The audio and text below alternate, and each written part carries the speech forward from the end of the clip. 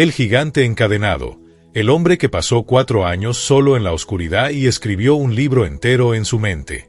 Un hombre de 2 metros de altura encadenado a una pared en un cuarto sin ventanas, sin luz, sin libros, sin papel, sin lápiz, sin ninguna conexión con el mundo exterior durante 1460 días consecutivos, y en lugar de volverse loco decide escribir un libro completo en su mente, palabra por palabra, capítulo por capítulo, memorizando cada frase mientras sus captores le gritan que será ejecutado mañana, y cuando finalmente lo liberan 4 años y 10 meses después camina hacia la luz del sol con su barba blanca hasta el pecho, su cuerpo destrozado por años de estar encadenado, pero con su mente tan clara que transcribe el libro completo que escribió en la oscuridad en solo 9 meses, y ese libro se convierte en bestseller internacional que inspira a millones. Este es Terry Watt, el enviado especial del arzobispo de Canterbury que fue a Líbano para liberar rehenes y se convirtió en rehén él mismo durante 1763 días, y cuya historia demuestra cada principio estoico que Epicteto, Séneca y Marco Aurelio jamás escribieron sobre cómo tu mente es tu última fortaleza inexpugnable, cómo puedes estar físicamente encadenado y mentalmente más libre que tus captores, y cómo el sufrimiento que no puedes evitar puede ser transformado en propósito que nadie puede quitarte. Mayo 31 de 1939, Bollington, Cheshire, Inglaterra. Nació un niño en familia de clase trabajadora. Su padre era policía de pueblo, hombre honesto que caminaba las calles de Estial manteniendo orden con dignidad tranquila. Su madre era ama de casa que criaba a sus hijos con valores firmes, trabajo duro, honestidad, servicio a otros. Terry Watt creció en Inglaterra de posguerra, época de reconstrucción, austeridad, esperanza cautelosa. Terry era niño alto, incómodamente alto. A los 15 años ya medía casi 2 metros. Sus compañeros se burlaban, lo llamaban gigante. Pero Terry aprendió temprano algo que Epicteto enseñaría 2000 años antes, que no puedes controlar tu cuerpo pero puedes controlar cómo respondes a cómo otros lo ven. Desarrolló personalidad gentil, autocontrol extraordinario, capacidad de no tomar ofensas personalmente. Aunque sus padres no eran particularmente religiosos, Terry desde joven sintió llamado al servicio cristiano.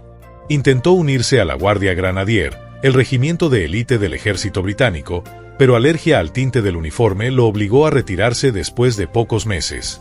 Consideró brevemente vida monástica, pero finalmente se unió al Church Army, organización de bienestar social de la Iglesia Anglicana modelada en el Ejército de Salvación. En 1963, Terry fue nombrado asesor educativo del obispo anglicano de Bristol. En 1969 se mudó con su esposa Frances y sus hijos a África Oriental, donde trabajó como asesor provincial del primer arzobispo anglicano africano de Uganda, Ruanda y Burundi. Fue allí donde Terry experimentó por primera vez el tipo de peligro que más tarde definiría su vida. Presenció el golpe de Idi Amin en Uganda. Estuvo en situaciones donde él y Frances casi murieron. Vio violencia, caos, totalitarismo de cerca. Y aprendió algo crucial, que en medio del caos total, mantener calma y dignidad no es solo virtud moral sino herramienta de supervivencia práctica. Marco Aurelio había escrito en las Meditaciones mientras comandaba ejércitos que la serenidad bajo presión es lo que separa al sabio del necio. Terry lo vivió sin haber leído a Marco Aurelio. En 1980, el arzobispo de Canterbury Robert Runcie nombró a Terry como secretario de Asuntos de la Comunión Anglicana. El trabajo involucraba organizar viajes del arzobispo al extranjero, trabajar con iglesias internacionales. Pero rápidamente Terry se encontró en rol completamente diferente, negociador de rehenes. Su primer éxito fue en 1980 cuando negoció la liberación de varios rehenes británicos y americanos mantenidos en Irán después de la Revolución Islámica. Luego en 1984 negoció con Muammar Gaddafi para la liberación de 4 rehenes británicos en Libia. Y fue exitoso en ambos casos, usando combinación de paciencia, persistencia y capacidad de escuchar profundamente sin juzgar. Séneca había escrito que la sabiduría incluye saber cuándo hablar y cuándo escuchar. Terry era oyente excepcional. No llegaba a negociaciones con arrogancia occidental, sino con humildad genuina, disposición de entender perspectivas de sus interlocutores. Esta cualidad lo hacía efectivo donde otros diplomáticos fallaban. En 1985, Terry se involucró en negociaciones de rehenes en Líbano. Era país desgarrado por guerra civil, múltiples facciones luchando por control, y en medio del caos varios grupos militantes islámicos habían secuestrado occidentales, principalmente americanos y británicos, usándolos como peones en juego geopolítico complejo. Terry viajó a Beirut múltiples veces. Las condiciones eran increíblemente peligrosas, la ciudad era campo de batalla. Pero Terry persistió, motivado por creencia de que cada vida humana tiene valor infinito, que los rehenes y sus familias merecían que alguien arriesgara por ellos. En 1985 y 86 logró negociar liberación de Lawrence Yenko y David Jacobsen. Pero había problema del que Terry no era completamente consciente. Oficiales americanos, específicamente el coronel Oliver North, estaban secretamente facilitando venta de armas a Irán con vista de obtener ayuda iraní para liberar rehenes en Líbano. Cuando escándalo Irán-Contra estalló públicamente en noviembre de 1986, Terry fue inadvertidamente asociado con elementes de los secuestradores libaneses. En enero de 1987, Terry regresó a Beirut para tercera misión. El embajador británico le advirtió que no fuera, la situación había empeorado dramáticamente, la facción más extrema Hezbollah había ganado control sobre la más moderada Amal. Pero Terry sentía que no podía abandonar a los rehenes restantes, especialmente porque era la única persona que había establecido contacto cara a cara con los secuestradores. El 20 de enero de 1987, Terry fue a reunión prometida con los secuestradores. Le habían prometido conducta segura. Fue traición. Fue inmediatamente secuestrado por Islamic Jihad, grupo vinculado a Hezbollah. Terry Watt, el negociador de rehenes, se había convertido en rehén. Lo que siguió fue prueba de resistencia humana tan extrema que desafía comprensión. Terry fue encadenado a pared en habitación pequeña sin ventanas, sin luz natural. La única luz era bombilla que permanecía encendida 24 horas. No tenía libros, no tenía papel, no tenía nada para escribir. No tenía contacto con otros prisioneros, no tenía noticias del mundo exterior. Estaba completamente, absolutamente solo. Epicteto había sido esclavo antes de convertirse en filósofo. Enseñó que la libertad verdadera no depende de circunstancias externas, sino de tu capacidad de mantener tu mente libre. Terry, sin saber nada de Epicteto, comenzó a aplicar exactamente este principio. Los primeros días fueron de shock y terror. Sus captores le dijeron que sería ejecutado pronto. Lo sometieron a simulacro de ejecución, poniéndolo contra pared mientras cargaban armas detrás de él. Terry esperó el disparo. No llegó. Era tortura psicológica diseñada para quebrar su voluntad. Pero Terry tomó decisión fundamental que salvaría su cordura. Decidió que aunque no podía controlar lo que sus captores hacían a su cuerpo, podía controlar su vida interior, sus pensamientos, su actitud. Marco Aurelio había escrito: "Tienes poder sobre tu mente, no sobre eventos externos". Terry vivió esto literalmente. Estableció rutina estricta. Se despertaba a la misma hora cada día, aunque no había manera de saber qué hora era excepto por ritmo de oraciones musulmanas que escuchaba a distancia. Hacía ejercicios físicos al máximo que la cadena permitía, flexiones, sentadillas, estiramientos. Mantenía higiene personal meticulosamente con los escasos recursos que tenía. Séneca había escrito que mantener disciplina diaria en cautiverio es acto de resistencia, manera de decir ustedes tienen mi cuerpo pero no mi voluntad. Y Terry comenzó a escribir un libro en su mente. No tenía papel ni lápiz, así que lo escribiría en su memoria. Sería su autobiografía, historia de cómo llegó a estar en esa celda, pero también reflexión sobre fe, sufrimiento, significado. Cada día Terry componía mentalmente párrafos, los revisaba, los memorizaba. Construyó capítulos completos en su cabeza, organizó la estructura del libro, mantuvo cada palabra en su memoria. Era extraordinaria hazaña de disciplina mental, pero también era estrategia de supervivencia psicológica. Le daba propósito cada día. Cuando la desesperación amenazaba con abrumarlo, cuando pensaba que moriría en esa celda, trabajaba en su libro. Era su manera de mantener conexión con mundo exterior, con futuro donde podría estar libre, donde podría contar su historia. Pasaron meses. Terry perdió noción del tiempo. Su barba creció larga, se volvió blanca. Su piel se puso pálida por falta de luz solar. Sus músculos se atrofiaron por falta de ejercicio adecuado. Su salud se deterioró, desarrolló problemas respiratorios, infecciones. Pero su mente permanecía extraordinariamente clara. Ocasionalmente escuchaba a otros rehenes en celdas cercanas. Desarrollaron sistema rudimentario de comunicación golpeando paredes en código. A través de golpes, Terry supo que John McCarthy, periodista británico, estaba en celda cercana. Más tarde se unieron Terry Anderson, periodista americano, y Tom Sutherland, educador americano. Saber que no estaba completamente solo ayudaba, aunque raramente tenían contacto directo. Después de 4 años en aislamiento total, Terry finalmente fue puesto en celda con otros rehenes.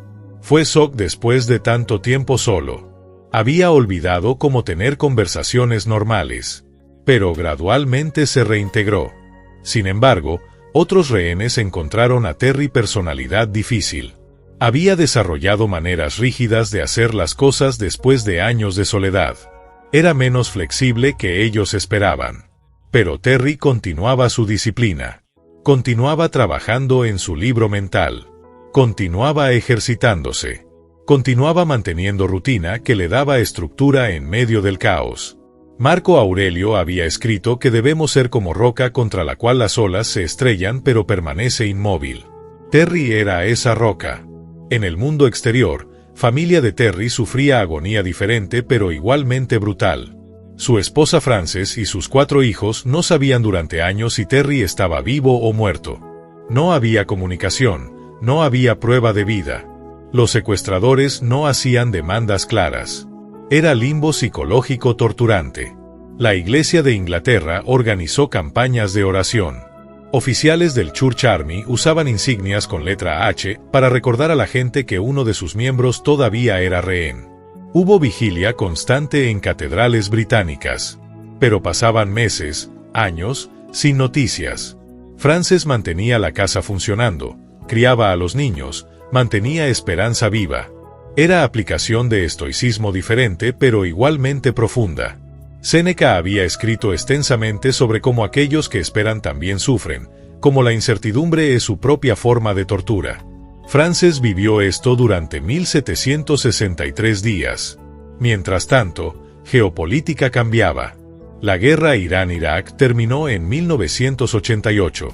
El fin de la Guerra Fría cambió dinámicas globales. Los secuestradores gradualmente perdieron leverage. Ya no podían usar rehenes efectivamente como herramientas políticas. Comenzaron negociaciones para liberarlos. El 18 de noviembre de 1991, después de 1763 días en cautiverio, Terry Watt fue finalmente liberado junto con Terry Anderson. Cuando salió a la luz del sol, Terry apenas podía ver, sus ojos se habían ajustado a oscuridad durante años. Su barba era blanca y larga. Pesaba mucho menos. Su cuerpo estaba devastado por años de estar encadenado. Pero cuando habló, su voz era clara, su mente aguda. No habló con amargura o venganza.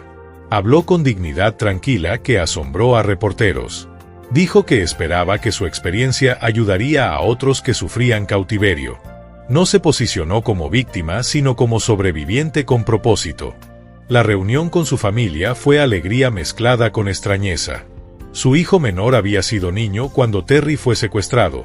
Ahora era adolescente. Terry no lo reconocería en la calle. Tuvo que reaprender cómo ser esposo, padre. Epicteto había enseñado que después de gran trauma, reintegración requiere paciencia, que no puede simplemente regresar a vida normal instantáneamente. Terry fue invitado a quedarse en Balmoral por la reina para recuperarse. Fue elegido Fellow Camene en Trinity Hall, Cambridge. Y allí, en 9 meses, transcribió el libro completo que había escrito en su mente durante cautiverio. Taken on Trust fue publicado en 1994 y se convirtió en bestseller inmediato. Pero Terry no se detuvo allí. Fundó Hasty United Kingdom en 2004, organización diseñada para apoyar familias de rehenes.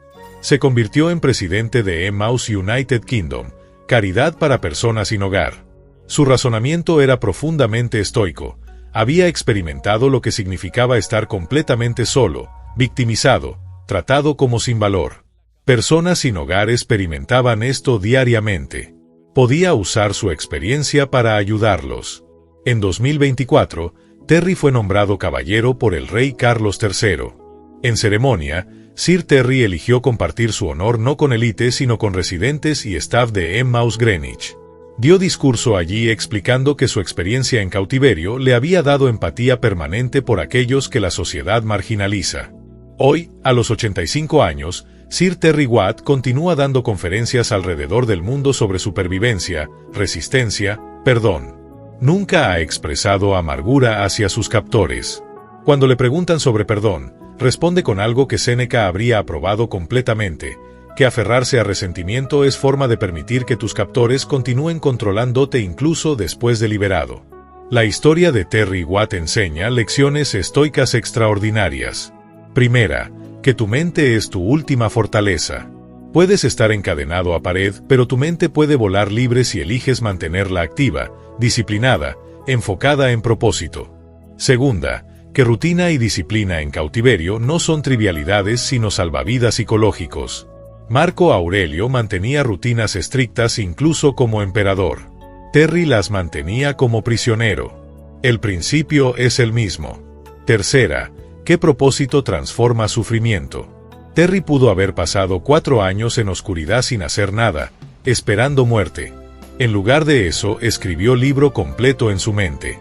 Viktor Frankl había escrito desde Auschwitz que puede soportar cualquier sufrimiento si encuentra significado en él. Cuarta, que la reintegración después de trauma requiere tiempo y gracia. Terry no pretendió que salir de cautiverio significaba instantáneamente volver a normalidad. Tomó tiempo, paciencia, disposición de ser vulnerable sobre su lucha. Y quinta, que perdón no es debilidad sino liberación final. Terry podría haber pasado el resto de su vida odiando a sus captores. Eligió perdonar, no porque lo que hicieron estaba bien, sino porque odio habría sido prisión continua. La promesa estoica que Sir Terry Watt demostró es que cuando te quitan todo, absolutamente todo, luz, libertad, contacto humano, dignidad física, todavía tienes una cosa que nadie puede quitarte sin tu permiso, tu actitud hacia lo que te sucede. Y esa elección, esa capacidad de decidir quién serás en circunstancias más brutales imaginables, es la única libertad que realmente importa, y es suficiente, más que suficiente, para mantener tu humanidad intacta cuando el mundo entero conspira para destruirla. ¿Te interesa el estoicismo, el crecimiento personal y las historias de vida?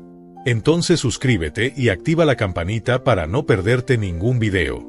Y no olvides seguirnos en todas nuestras redes sociales para estar conectado con nuestra comunidad. Únete a la familia de Historias Estoicas.